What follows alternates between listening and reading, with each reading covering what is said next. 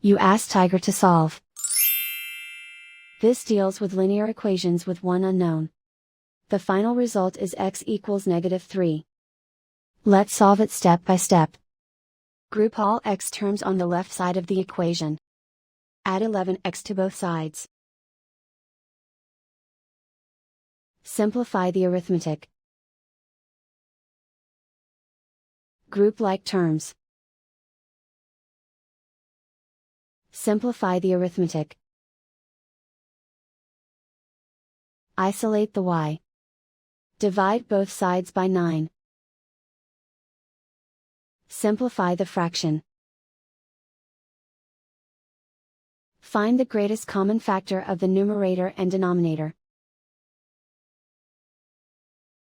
Factor out and cancel the greatest common factor. And so the final result is x equals -3.